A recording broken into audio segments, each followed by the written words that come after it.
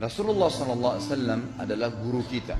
Sepakati dulu poin ini. Tidak ada guru bagi umat Islam siapapun yang syahadat kecuali Nabi Muhammad SAW. Ini disepakati dulu. Semua dai dan ulama adalah pewaris beliau. Artinya harus mewariskan ilmu yang beliau ajarkan. Apa yang diajarkan itu yang disampaikan ke umat. Yang tidak diajarkan mereka larang agar dikerjakan. Kan begitu mestinya. Ini kaidahnya dulu. Masalah kasus ada orang imam pimpin doa setelah sholat, jangan dibahas doanya. Doa adalah ibadah. Tapi begini, sebelum anda kerjakan satu ibadah, tanya, saya mau ziarah kubur. Jangan ziarah kubur sebelum anda tanya bagaimana Rasulullah SAW ziarah kubur, agar jangan anda buat-buat ziarah kubur itu. Adanya orang taruh kembang di kuburan, siram air, buat batu nisan, pasang lampu, baca zikir-zikir di sana karena dia mau ziarah kubur semaunya sendiri. Tidak bisa. Anda muslim, punya kiai, punya Rasulullah SAW, suri tauladan kita, uswatun hasanah. Tanya Rasulullah ziarah kubur bagaimana? Rasulullah SAW dalam hadis Bukhari menziarahi kubur Baqi, datang, memberikan salam, mendoakan mereka, pulang. Nggak ada lagi yang lain. Nggak pernah Nabi SAW bawa kembang, siram kuburan karena sudah kering, padahal Madinah panas 50 derajat, pecah-pecah tanahnya. Ada istilah di Indonesia kalau tanahnya pecah, kesian lagi diazab di bawah, kasih air, kasih kembang biar wangi, biar ditaruh kembang yang paling mahal. Kalau memang dia ahli maksiat tetap disiksa di bawah gitu kan. Jadi nggak bisa itu patokannya. Mau sholat, jangan pernah sholat dulu, tanya Rasulullah sholat bagaimana, belajar 5 menit bisa. Oh rukunya begini, sujudnya begini, sama, baru Allah terima. Tujuan Nabi SAW diutus untuk apa? Untuk dicontohi, diciplak hidupnya. Cara makannya, cara tidurnya, berpakaian, bahkan cara jalannya saja. Para sahabat contohnya, Nabi jalan begini. Bukankah ada hadis yang mengatakan sahabat berkata Rasulullah SAW kalau jalan seperti orang turun dari bukit. Mereka sampai membahasakan itu. Rasulullah pernah keluar kepada kami menyisir rambutnya dengan rapi ke arah sebelah kanan belakang. Ditunjukkan, gitu kan? Rasulullah SAW menyukai ini. Rasulullah SAW memakan dengan cara begini. Diajarkan kepada kita semua agar kita contohin. Yang jadi masalah bagi kita ini, kita selalu mau buat apa-apa yang tidak diperintahkan oleh Nabi SAW. Selalu alasannya baik. Sekarang kasus berdoa setelah sholat. Doa adalah ibadah, nggak ada masalah doa. Tapi kalau kita mau ikat antara sebuah ibadah dengan ibadah yang lain, tanya dulu. Rasulullah pernah ikat nggak? Pernah pertemukan nggak? Ziarah kubur dengan baca Quran. Ziarah kubur ibadah, baca Quran ibadah. Pernah nggak Nabi baca Quran di kuburan? Itu tanya. Nggak ada riwayat Nabi SAW pernah baca Al-Fatihah untuk orang mati atau baca di ayat Al-Quran. Datangkan dalilnya coba. Nggak ada satu hadis pun menjelaskan masalah itu. Lalu kenapa anda buat? Oh karena saya mau buat ibadah. Baik, ibadah yang Nabi ajarin. Salam, doain, selesai. Jangan lebih daripada itu. Masa anda lebih pintar dari Nabi Muhammad SAW? Habis sholat, memang paket yang Nabi tawarkan, yang beliau selalu kerjakan adalah zikir. Setelah sholat, dengan zikir sholat yang sudah masyhur, istighfar, kemudian baca Allahumma antas salam, sampai membaca ayat kursi, al-ikhlas, al-falaq, an-nas, baca subhanallah, alhamdulillah, Allah Akbar 33 kali, sampai terakhir dibaca, digenapkan la ilaha illallah wahdahu la syarika lah. Selesai itu semua hadis Nabi SAW menjelaskan setelah sholat, Rasulullah SAW langsung berdiri. Memang beliau tidak pernah berdoa habis sholat waktu itu. Memang begitu. Bukan doanya yang jadi masalah, bukan. Karena Rasulullah tidak kerjakan, jadi kita tidak kerjakan. Saya tekankan dalam pengajian saya, kalau anda punya hajat berdoa, berdoalah setelah sholat ba'diyah. Insya Allah aman. Karena sudah lepas dari paket yang Nabi tentukan. Selama Rasulullah SAW sudah mencontohkan dan memerintahkan sebuah perbuatan, ditentukan tempatnya, jumlahnya, waktunya, jangan pernah dilanggar. Habis sholat bacalah subhanallah 33, alhamdulillah 33, Allah Akbar 33. Jangan anda bilang saya bisa baca 100. Loh, Rasulullah suruh 33 kok. Ditentukan jangan lebih pintar. Nanti setelah sholat, jangan ikutkan dengan paket rangkaian sholat ini. Di luar waktu sholat Anda membaca 100 silahkan. Karena nggak ada penekanan di situ.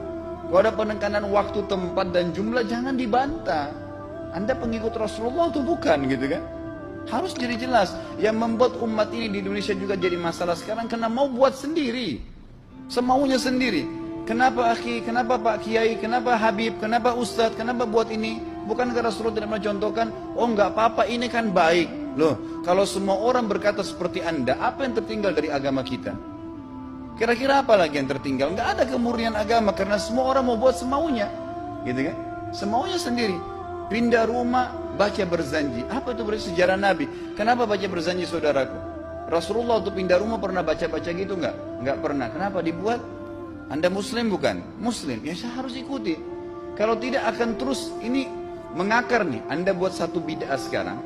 Bid'ah itu lawannya sunnah. Anak Anda akan buat 10 bid'ah. Cucunya akan buat 100 bid'ah. Akan banyak bid'ah merakar di masyarakat. Dan agama akan ditinggalkan. Kemurnian sunnah akan hilang gitu kan. Ini bahaya. Ingat, Nabi SAW mengatakan kepada kita dengan hadis yang sangat jelas. Hadis sahih riwayat Imam Ahmad bunyinya begini. Semoga Allah merahmati umatku yang menukil dariku seperti apa yang aku ajarkan atau sebutkan. Sampai ulama hadis mengatakan Nabi ucapin habis sholat astagfirullah, maka sahabat tidak ada berani yang menambah azim. Enggak ada sahabat yang bilang astagfirullah azim habis sholat, enggak ada. Astagfirullah saja karena Nabi ucapin itu. Mereka mengakui tidak lebih benar daripada Nabi SAW. Kenapa kita harus tambah? Astagfirullahaladzim, wali walidayya, wali muslimin, panjang. Dari mana ini semua? Ditambah-tambah, diembel-embelin, kenapa? Akhirnya keluar dari ajaran Nabi Muhammad SAW. Ini masalah gitu kan? Kenapa harus dilakukan? Peringatan maulid Nabi sudah sering saya ingatkan. Anda tanya semua yang buat maulid, kapan maulid itu sejarahnya ada? Semua buku sejarah menjelaskan tahun 230 Hijriah. Nabi meninggal tahun berapa? 11 Hijriah. Gitu kan? 11 Hijriah. Lalu kenapa harus ada dilakukan? Dan dari mana sejarahnya? Yang membuat pertama adalah orang-orang Syiah. Sejarahnya jelas dari Fatimiyah. Semua buku sejarah sepakat mengatakan bahwasanya maulid munculnya di zaman Fatimiyah. Dinasti Fatimiyah, orang-orang Syiah di Mesir, gitu kan? Dan mereka punya 6 macam maulid yang sampai hari ini masih dikerjakan di Iran. Ada maulid Nabi SAW, Hasan, Husain, Ali, Fatimah, dan raja mereka. Sampai hari ini masih ada. Kenapa orang-orang waktu baca maulid, baca salawat sambil berdiri pegang tangannya taruh di dada? Karena keyakinan orang Syiah, ruhnya Nabi SAW sedang lewat. Anda tahu nggak itu? Banyak orang kita buat tidak tahu. Yang penting bahasa Arab ikut saja. Gitu kan? Tidak bisa. Nabi SAW tidak pernah rayakan. Pernah ada yang bilang sama saya, Ustaz, kan Nabi SAW pernah bilang, waktu ditanya tentang puasa Senin, beliau mengatakan hari itulah aku dilahirkan. Terus kenapa? Berarti boleh merayakan ulang tahun hari Senin, gitu kan? Tidak.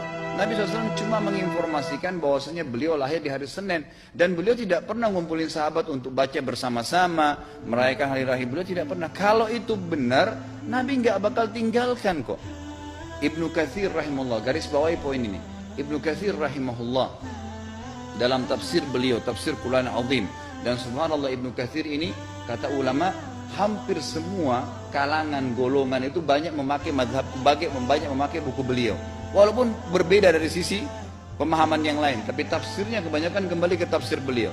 Beliau mengatakan tafsir surah Al-Maidah ayat 3 yang bunyinya a'udzubillahi minasyaitonir rajim, al-yawma akmaltu lakum dinakum. Hari ini saya sempurnakan agama kalian, kata Allah. Wa atmamtu alaikum nikmati. Saya sempurnakan nikmatku pada kalian. Artinya tidak butuh yang lain. Wa raditu lakumul Islam madina.